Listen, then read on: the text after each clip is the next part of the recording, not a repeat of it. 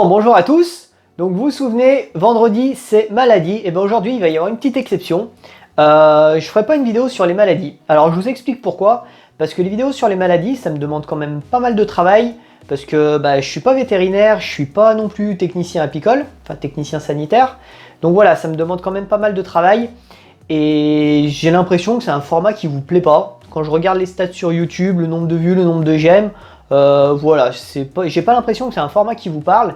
Donc dites-le moi en commentaire si vous voulez que je continue, sinon c'est pas grave, hein, je ferai sur un autre format où j'en parlerai peut-être de manière différente. Mais voilà, parce que ça me demande quand même beaucoup de temps, parce que je vous dis, hein, je suis pas vétérinaire, donc faut que je lise pas mal de trucs, faut que j'arrive à vous condenser pour essayer de l'expliquer le plus simplement possible. Voilà, donc c'est pas grave, aujourd'hui on va faire différemment.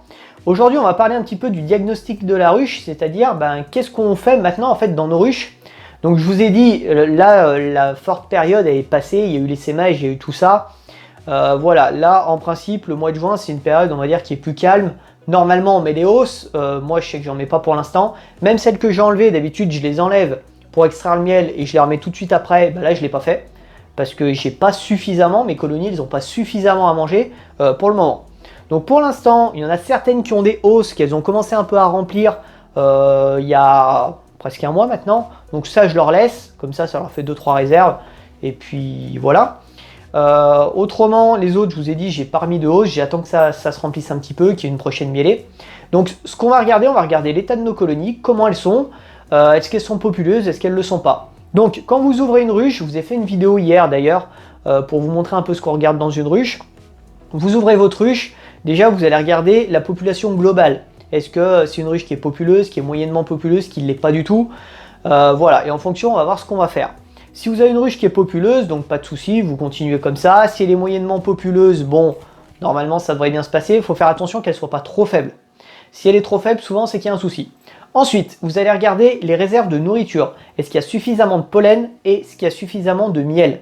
S'il n'y a pas suffisamment, vous faites un apport en miel, en pollen ou en deux, après, ou aux deux, pardon. En deux, ça veut rien dire. Ou aux deux, ça dépend. Voilà, vous faites un apport. Ensuite, pour savoir comment votre colonie va se porter, on va dire dans l'avenir, ce qui va nous aider à le savoir, c'est le couvain. On va regarder l'état du couvain. Normalement, dans une ruche, à cette saison-là, on doit avoir plusieurs cadres de couvain. Donc si on a un ou deux, c'est un peu juste. Hein. Là, cette saison-là, c'est facilement 4 cadres. Ouais, 4 cadres assez facilement de couvain. Hein. 4-5 cadres, à peu près.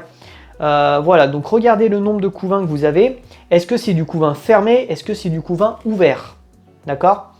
Normalement, vous devez avoir les deux, hein, du fermé et du ouvert. On va chercher aussi s'il y a la reine. Ça peut arriver qu'on ne voie pas la reine. Notamment à cette saison, moi je sais qu'il y a beaucoup d'abeilles, j'ai des ruches qui sont populeuses, je ne vois pas forcément la reine. Surtout quand il y a eu un essaimage ou quand j'ai pas marqué la reine, je ne la vois pas forcément au premier coup d'œil. Donc pour savoir s'il y a une reine, dans ce cas-là, regardez le couvain s'il y a des œufs. Les œufs dans le couvain, ça veut dire qu'il y a une reine il y a moins de 3 jours. Alors les œufs, ils ne sont pas forcément évidents à voir, je vous l'accorde, parce que souvent ils sont tout petits, tout petits. Mais on va savoir à peu près où ils se situent. Je vous explique. Quand vous avez un cadre, voilà, je vous dessine un cadre. Normalement, sur le pourtour du cadre, ici, vous avez des réserves. Tout là, c'est des réserves. Donc du pollen, du miel ou un peu des deux. Et la reine, en principe, quand elle va pondre, elle va commencer à pondre ici. Et plus ça va aller, plus elle va agrandir le cercle, comme ça, voilà, elle pond comme ça, la reine. Donc, à partir du moment où ici, vous avez du vieux couvain. Quand je dis du vieux couvain, c'est du couvain operculé. Normalement, plus vous allez vous éloigner, plus le couvain il va être neuf, enfin neuf, récent. Donc souvent on a du couvain operculé ici, là on commence à avoir un petit peu de grosses larves, ici on a des larves un petit peu moins grosses, et plus on se rapproche du bord, plus on va avoir des œufs. Et normalement, alors après tous les cas ne sont pas comme ça, hein. Je vous ai montré hier, j'avais une ruche, non, j'avais pas de réserve, c'est bien le problème, j'avais pas de réserve, mais tout ça c'était du couvain qui était operculé, hein. D'accord? Mais voilà, quand vous avez que le centre qui est operculé, normalement, plus vous vous éloignez de l'extérieur, plus le couvain est neuf. Et ici, là, vous allez trouver des alvéoles avec des œufs. Alors, c'est vrai que c'est pas forcément évident à voir les œufs parce que c'est tout petit. Et quand on a le cadre, enfin la ruche qui n'est pas forcément à la lumière, on ne le voit pas forcément. Mais si vous ne voyez pas les œufs, essayez au moins de chercher les toutes petites larves. D'accord? Une toute petite larve, ça veut dire qu'il y a une reine depuis moins de 4 jours. D'accord? Donc voilà. Donc normalement dans votre ruche, vous devez avoir du couvain ouvert, du couvain fermé. Qu'est-ce qui se passe s'il y a que du couvain ouvert? Moi j'ai une ruche où il n'y a que du couvain ouvert. Pourquoi? Alors je pense qu'il y a eu un essaimage et que derrière la reine vierge qu'il y avait n'a pas fait son vol de fécondation tout de suite, ou alors qu'elle a été tuée, qu'ils ont rechangé de reine vierge. En tout cas je suis resté à un moment où il n'y a pas eu de ponte. Et d'ailleurs quand j'avais ouvert cette ruche il y a 3 semaines, un mois, j'avais plus du tout de couvain. Moi je pensais que la ruche était morte, je me suis dit bon, dès qu'il fait beau je la secoue, et en fait en réalité elle est repartie. Parce qu'il y a eu une vierge qui est venue et qui s'est mis à repondre. En fait ça veut dire qu'il y a eu un arrêt de ponte, d'accord? Mais si vous avez que du couvain ouvert, c'est bon signe. Attendez, laissez faire, et normalement vous aurez du couvain ouvert fermé, ça va se répartir, d'accord? Là où c'est moins bon signe, c'est si vous avez que du couvain fermé. À partir du moment où vous avez que du couvain fermé, bon, c'est schématique, hein. Ça c'est pour symboliser que c'est fermé. Si vous avez que du couvain fermé, que vous n'avez pas de couvain ouvert, c'est que soit il n'y a pas de reine, soit qu'elle a fait un arrêt de ponte. Normalement, une reine qui fait un arrêt de ponte, c'est quand elle a plus de place pour pondre, parce qu'il y a trop de réserve, parce qu'il y a trop de couvain. Normalement, en cette saison, il n'y a pas d'arrêt de ponte. Parce que, alors il peut y avoir trop de couvain, il ne peut pas y avoir trop de réserve, étant donné qu'il a fait que de pleuvoir. Donc, soit il y a un arrêt de ponte, ou soit vous avez plus de reine. Normalement, si vous avez plus de reine, elle a commencé, la ruche, à faire des cellules royales. Donc vous voyez, il y a des cellules royales. Alors elles se forment plus en pourtour maintenant, parce que pourtour c'est l'essaimage, mais elles se forment en plein milieu. C'est ce qu'on appelle des cellules de sûreté.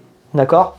Après, ça peut aussi arriver, qui est ce qu'on appelle une super cellule, c'est-à-dire qu'en fait, c'est la ruche qui va changer de reine, ou qui a changé de reine. D'accord?